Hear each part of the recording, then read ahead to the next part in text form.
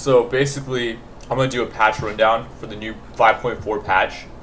And the first thing I'm going to do is talk about gameplay, but not go into too much detail. So basically, gameplay now has a new passive, and I think it has more damage or something like that. I'm going to figure out basically exactly what happens with GP.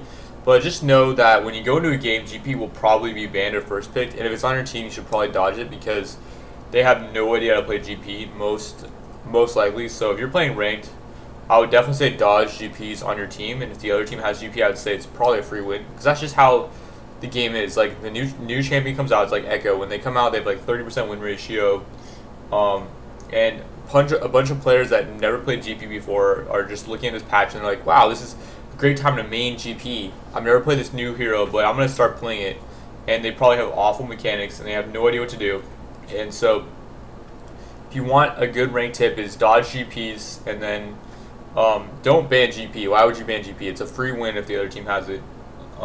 So yeah, and if your team picks it, just dodge them.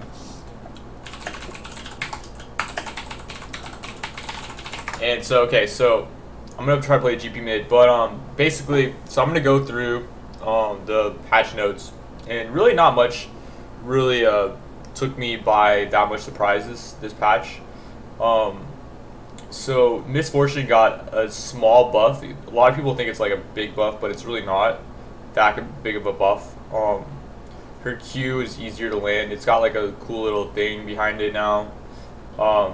And her W no longer applies grievous wounds, but it makes her move fast once she activates it. So like, say you were attacking her and then she pops her W, she can just run away.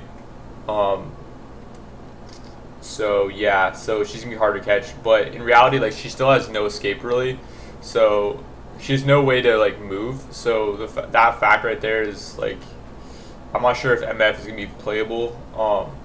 Maybe another champion to dodge if you have it on your team, and then the slow, they nerfed it, I guess, or they buffed it early and they nerfed it later. I don't know. They buffed it, I guess, up till level 4. So yeah. Okay, so another thing to note about like Ahri and stuff is if you charm the crab now, I'm gonna go like later on. I'm gonna explain it, but basically, fears, charms, and everything now reduce the armor of the crab. So like Fiddlesticks jungle, for example, you can fear the crab now, and you can it reduces the armor, so that's pretty good. Okay, so Azir, they nerfed his attack speed, but they buffed the W speed, so I'm not really sure. Okay, so Echo, they're saying that they don't think like, I think Echo's really weak, but then they're buffing like nothing really. They're buffing like his cooldown of his E early, and then it's the same later. So I don't really know why they're even changing much, anyways. And they're nerfing the mana cost on Q, so yeah, I don't know. I mean, 50 mana is pretty cheap, but it goes up to 90 mana, so I don't know. Not really anything to worry about with Echo. And then at least the E stun is more spiralings. I actually didn't even read this, so they do magic damage now, which is nice if you're gonna go for like an AP Elise. And actually AP Elise might be pretty legit because Spiraling's got more AP ratio, and they do magic damage now. That's a big change, you guys. A lot of these things that are changing the patch notes. See, yeah, we have a gameplay top. I already told you guys, like, it's gonna happen all day. We're gonna have gameplanks everywhere, you guys, and that's a dodge right there. That's a nice little dodge for the Rayman. I'm not going to play with a GP top, but yeah. So magic damage on hit is actually a huge deal because now Magic Pen affects your Spiderlings, so that's actually a huge deal. That's a lot of damage difference when you consider, like, if you're gonna go AP, you're gonna get like Void Staff later or something maybe, or like even like Haunting guys. Now that affects the Spiderlings as well. So that's a big change right there. So yeah, they're nerfing the damage on Hate Spike as it goes up. I'm not really sure why they're doing that, but yeah, I mean, I guess Q's kind of OP. So I don't know. I don't really have a problem with this though. It's fine. And apparently Rumble can target untargetable enemies with his Q. I don't even know. And then they say not much to see here, just toning down Rise damage in a few areas, and they're actually reducing the stack duration of his passive, which is like, I don't know, 10 seconds to 6 seconds. That's a lot, because basically your passive, like, once you get to 5 stacks, like, you go crazy mode, but your passive now you have to constantly be casting, and like in lane, that's gonna cost a lot of mana. So honestly though, I don't really know. Like Rise's core build has a lot of mana regen, so it probably won't be that big of a difference or big of a deal. It doesn't really matter that much. But they're nerfing the damage on Q a lot, I think. Like 200 to 160 at rank 5, that's a lot. So I don't know. I don't know about not much to see here. And then they're nerfing the AP ratio on his E. But his E actually doesn't do that much damage anyways. It's more for the, I'm pretty sure it reduces armor and MR, but I'm not sure anymore. And then, okay, so this is, like, a thing like this is what I don't understand. Like, okay, so Tahm Kench, they're buffing the damage on his R, which is, like, I think is okay that they're doing that. But at the same time, like, I don't think Tahm Kench's R is what he needs to be buffed. Like, okay, personally, with Tahm Kench, like, his mobility is just utter garbage. Like, his mobility is so poor. And his R, the main thing about his R is that it takes a while to, like, wind up and stuff, and your enemies can see it as you're casting it. Like, your enemies can see the R, and it's really, really obvious where you're going. So, the whole point of it is, like, you catch somebody off guard. It's like, okay, compare this ability to, like, Rengar. Like, Rengar, you just ult, and then you just pretty much run up to them, and before they have time to react, you're already on them. But like with this ability, they can see you channeling it, and it takes so long to channel. And by the time you actually get there, there's no way you could have caught them. Like you have to just completely surprise them. They have to be completely oblivious to everything for this ability to even like have ever been useful. I've played like I've probably played like 8 games with Tahm Kench. I've never actually had a good Abyssal Voyage ult. So I think this ability needs to be more responsive, and it needs to be the actual ability itself. It needs to be like instant, and needs to, or not, maybe not instant, but you shouldn't have that much of an indicator of that it's happening that it's being casted, because honestly this ability is like so hard to use properly, and I've never actually been able to use it. Like teammates don't even know how to use it. But yeah, I've never actually seen this ability do anything like the ult itself, but the actual damage ratio is nice. The fact they're buffing is good. But I think they should actually just buff the actual thing, like the actual ult itself. So yeah, and then Hunter's Machete now gets more mana regen, and then Runeglaive doesn't do AoE damage anymore. Runeglaive, like it doesn't do AoE damage like in lane. So I think that's gonna do. Like Ezreal is gonna make him even weaker, because already he had a pushing problem, and now they're nerfing Runeglaive to where it only applies to monsters now and not minions. So just know that, like, when you're, and it doesn't actually apply to like heroes anymore, so like in team fights and stuff. So they're nerfing AP Ezreal basically indirectly. But yeah, so, and then Zeke's Herald they're changing around. I'm not really sure how this item's gonna interact. Like basically you bind a target ally, and when you're within 1,000 units of each other, you and your ally generate charges, stacking until 100 are reached and lasting for 8 seconds, attacking or using abilities, extra charges, blah blah blah. At maximum charges, causing damage consumes all charge, increase your ally's ability power by 20%, and critical strike chance by 50% for 6 seconds. So I'm not sure if that gives you an extra 50% crit or just increases your crit chance.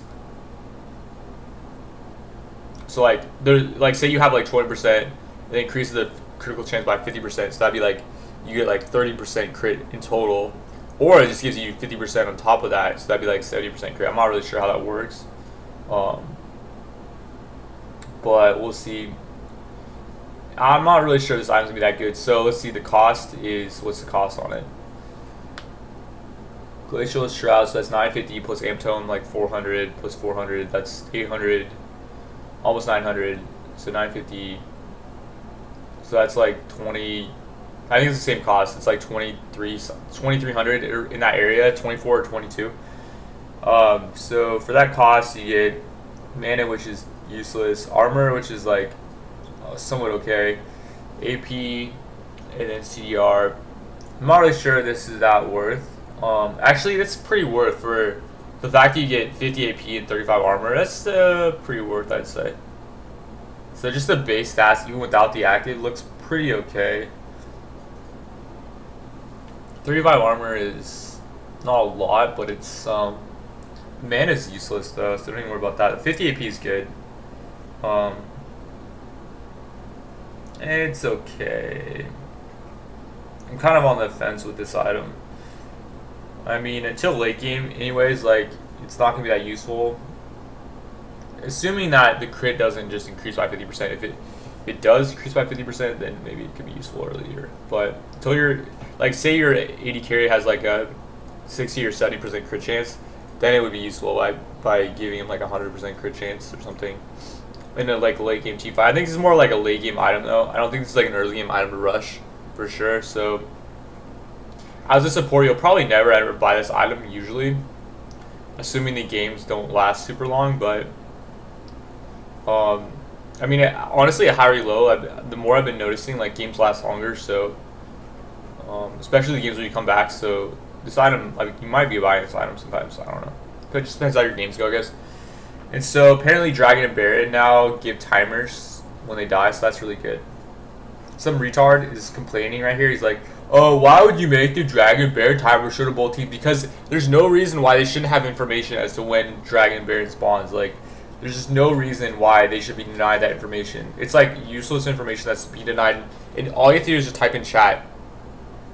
You just have to type in chat. Like, you know when they're doing Baron, you just type it in chat. And, like, you just have to look at chat. It's really annoying. Like, it's just extra information that you shouldn't have to have. So people like this are just, like, retarded. And they have no idea what they're talking about. So, yeah. It just adds a degree of difficulty that, like, shouldn't be there. So, yeah, anyways. And, yeah. Oh, the Rift Scuttlers. So, basically, Charms, Taunts, Fears, and Fleas. So, like, Rammus E will reduce the Scuttler's armor. What else will?